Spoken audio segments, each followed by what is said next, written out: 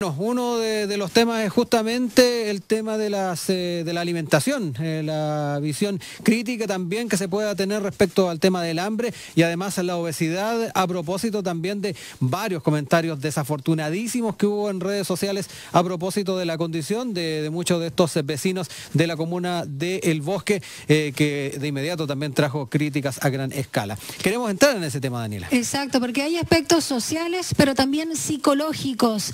Y claro, una cosa es pasar hambre y otra cosa también es tener hambre por la ansiedad. Y eso genera también obesidad. Bueno, durante el lunes se registraron, tú lo decías, una serie de manifestaciones en la capital, también lo habíamos comentado, tras el anuncio presidencial del domingo, que incluyó la entrega de cajas de mercadería para 2,5 millones de familias en situación vulnerable que estuvieron exigiendo de forma inmediata porque realmente están pasando hambre. Y claro, la respuesta no fue inmediata porque sabemos que la logística es bastante precaria en nuestro país. Exacto, hubo represión de carabineros a propósito de las manifestaciones que hubo en esta comuna del Bosque, y ya lo decíamos, surgieron en redes sociales numerosos comentarios acusando el estado de obesidad de quienes se pedían auxilio. Sí, incluso hubo un hashtag muy desafortunado. Guatones con hambre. Sí. No, queremos hablar de este tema y ya estamos en línea con Claudia Honorato, subdirectora docente de la Escuela de Psicología de la Universidad de Santiago y además ex secretaria ejecutiva del sistema Elige Vivir Sano en Comunidad. Claudia, muy buen día, ¿cómo estás? Buenos días, Claudia, ¿cómo estás? Hola, buenos días, un gusto poder conversar con ustedes y hacer algunas referencias a este tema tan complicado que se ha puesto en las redes sociales. Exacto. Lo primero, ¿qué sientes? ¿Cómo te llega este comentario de guatones con hambre? ¿Y qué nos dice con respecto también al conocimiento que cierto sector de la población maneja sobre la alimentación, Claudia? Bueno, yo creo que da cuenta de la ignorancia y de la cantidad de prejuicio y discriminación que hoy día está presente en nuestra sociedad. Afortunadamente mi impresión es que eso está en grupos bastante delimitados de la población y que la gran mayoría de los chilenos tiene prácticas bastante solidarias, inclusivas y de respeto a las personas y es capaz de empatizar con el sufrimiento de otros. Yo creo que para mí lo que he visto es preocupante, pero también me quedo con un montón de prácticas bastante solidarias y de las montones de manifestaciones en apoyo a la gente que salió a la calle a reclamar por hambre y todas las prácticas comunitarias en realidad que se han ido desplegando para hacer frente a estas dificultades de tener acceso a los alimentos.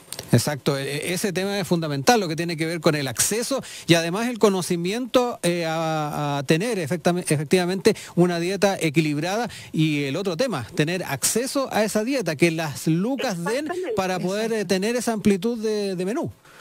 Sí, muchas veces la gente tiende a psicologizar la obesidad, ya relacionándola exclusivamente con problemas de salud mental, ansiedad, etcétera. Pero la verdad es que esos problemas de salud mental se encuentran presentes en distintos territorios, en distintos países, y no todos tienen los niveles de obesidad que tiene nuestro país. Según los últimos datos publicados por la OECD, Chile es el país con mayor obesidad y sobrepeso, estando por sobre Estados Unidos y México. Entonces, la situación de Chile es una situación sumamente preocupante y la verdad es que hay un montón de evidencia que relaciona el sobrepeso y la obesidad en Chile con la desigualdad y la pobreza. No es lo mismo tener acceso a comida que tener acceso a comida saludable. Claro. Lo que nosotros hemos vivido en Chile es caminar durante muchos años por una delgada línea que nos mantiene sin caer en la desnutrición, pero nos ubica en la malnutrición por exceso. La gente tiene para comer, pero no para comer saludable, no para tener proteínas de buena calidad. Mucho pan, mucho fideo. Mucho pan, mucho fideo, mucha grasa saturada, vienesas, hamburguesas de muy mala calidad a muy bajo costo. Las horas de trabajo en Chile son muy extensas, lo que significa que la gente tiene poco tiempo para ir a la feria, poco tiempo para cocinar alimentos y poco dinero para acceder a alimentos de mejor calidad. Entonces, una parte importantísima de los chilenos se alimenta con lo que puede, a lo que puede acceder, que generalmente son grasas y proteínas de muy baja calidad. realidad. Entonces, cuando se ve a personas con sobrepeso y obesidad y manifestándose a propósito de la inseguridad que les genera, que no van a contar con los recursos para acceder a alimentos para su familia y que exista mofa al respecto, es no estar entendiendo la desigualdad que vive nuestro país y que tan fuertemente durante muchos meses se ha manifestado en la Plaza Dignidad diciendo, y en muchos lugares del país, diciendo no podemos seguir con estos niveles de desigualdad e injusticia que finalmente ubican a una parte importante de la población en una situación de mucha vulnerabilidad. Ahora, Claudia, perdón, sí. Rodrigo, las cajas de comida que va a entregar el gobierno, en este caso, al parecer no privilegian estos carbohidratos como los fideos, ¿no? Y al parecer también son las legumbres, que aportan, de hecho, más minerales, fibra, y que además sacian, ¿no? Llenan bastante, están dentro de estas cajas. Sí, pero no necesariamente las cajas van a resolver los problemas de alimentación que las personas van a presentar durante los meses venideros por las medidas que se han ido tomando, por que supuesto, no necesariamente resguardan el ingreso básico que una familia requiere para satisfacer su necesidad primordial. Entonces estas cajas, si bien pueden en algún minuto mitigar, resolver lo que puede ocurrir en una semana en una familia, no resuelven un problema que se ha ido generando y que es mucho mayor y que es bastante más estructural, porque finalmente las personas que en esta pandemia se están viendo en una situación más precaria son las personas que viven al borde de la pobreza o en situación de pobreza y que es mucha más de lo que a veces imaginamos. Por otro lado, estas cajas van a ser compradas, parece que a un proveedor que finalmente tampoco permite el comercio local se fortalezca con esta inyección de recursos del Estado, y también le resta a cada familia la posibilidad de decidir qué alimentos comprar. Entonces también se pierde la pertinencia cultural y territorial, porque no todos los chilenos tenemos los mismos hábitos alimenticios. Sí. Entonces, tampoco es que sean políticas que en definitiva contribuyan al respeto de la dignidad de las personas. Y entregar plata en ese sentido, dinero, cash, de una, resuelve eso, sobre todo pensando en los hábitos alimenticios. De hecho, ayer en Estación Central, Natalia Piergentili, ex secretaria de Economía, decía que justamente era mejor entregar dinero a las personas, plata de una, y no cajas con estos alimentos, que además, como decías tú, es un parche y no cambia algo estructural. Pero cuando estamos hablando también de hábitos alimenticios, ¿el dinero ayuda? Yo creo que sí, que es una manera, además de dinamizar las economías locales de los distintos territorios. Y por otro lado, yo creo que las medidas más importantes tenían que ver con resguardar las remuneraciones de los trabajadores. Si tú ves cuáles han sido las políticas públicas en otros países que están también en pandemia, en ninguna parte se ha quitado el sueldo, se le ha dado la posibilidad a los empresarios de dejar a los trabajadores más vulnerables sin su remuneración. Entonces, esa es una medida que no necesariamente es la mejor o la que está protegiendo más a las personas, y la gente en las calles reclamaba exactamente eso. Estamos dialogando con Claudia Honorato, subdirectora de docencia de la Escuela de Psicología de la Universidad de Santiago, ex secretaria ejecutiva del sistema Elige Vivir Sano en Comunidad.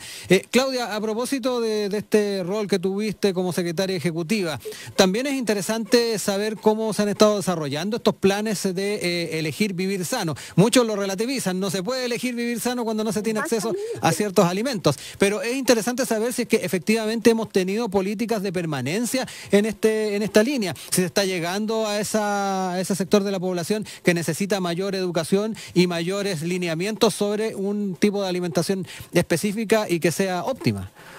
Es que yo creo que esa es una parte de la solución.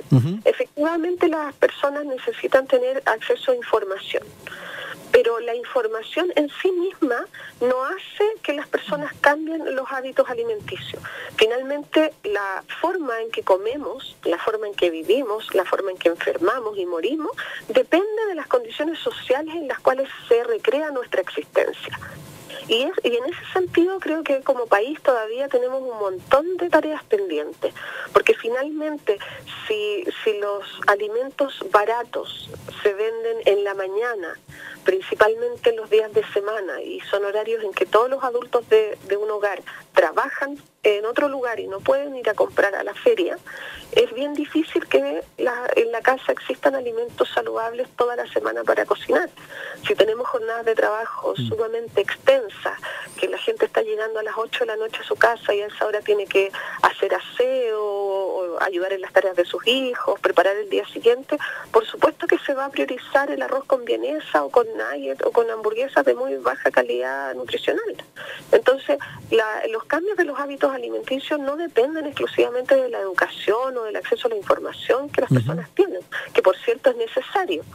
Dependen también de generar entornos saludables, es decir, por un lado, que las personas tengan el acceso económico para comprar alimentos, es decir, que los alimentos tengan precios justos y que las personas tengan la capacidad económica de comprarlo, y por otro lado, que tengan el tiempo y las condiciones para preparar esos alimentos. Y dadas las condiciones de desigualdad de nuestro país, eso no sucede y las cifras son súper categóricas. Sí. Finalmente tenemos grados de obesidad y sobrepeso mucho más pronunciados en comunas pobres de nuestro país que en comunas de clase media y alta. Claudia, resumiendo y muy brevemente para terminar, en este contexto de pandemia, pensando justamente en lo que acabas de comentar, de estos temas estructurales, esta desigualdad que hay, por supuesto, en nuestro país, lamentablemente, ¿habría un aumento de la obesidad o de contraparte, ¿no? Del hambre, o sea, de pasar hambre? Aunque, claro, a veces pueden ir de la mano, porque el hambre, claro, se puede llenar con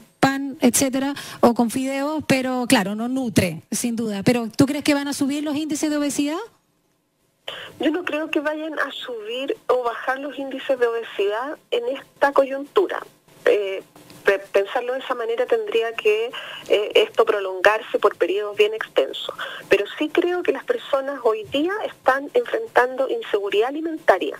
Eso quiere decir que las personas no tienen claridad ni certeza de que van a tener alimentos en los días sucesivos durante el mes en sus hogares para satisfacer sus necesidades alimenticias. Y eso sí está pasando. Y claro, hoy día nosotros tenemos obesidad en el país, pero es una obesidad relacionada con la falta de alimentos, con la desigualdad, con la pobreza, con la falta de acceso a comida nutricionalmente valiosa. Entonces, claro, nosotros superamos la desnutrición, pero tenemos una malnutrición que está relacionada del mismo modo con la pobreza. De hecho, si uno evalúa también los índices de enfermedades crónicas no transmisibles, de diabetes, hipertensión, ese tipo de enfermedades metabólicas, también se presentan con mucha más fuerza en los sectores más empobrecidos de nuestra sociedad.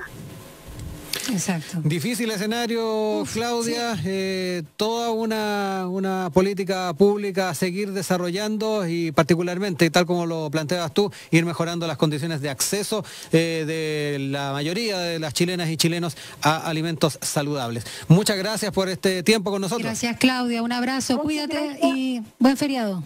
Muchas gracias a ustedes y bueno, un mensaje de esperanza para las personas que nos escuchan. Yo creo que se están dando muchas prácticas colectivas que van a construir un país mejor. Y yo creo que todos, a propósito de la pandemia, estamos hoy día mucho más conscientes de cuáles son las tareas pendientes. Se evidencian aún más. Gracias, Claudia. Buen día. Gracias. Buen día, muchas gracias.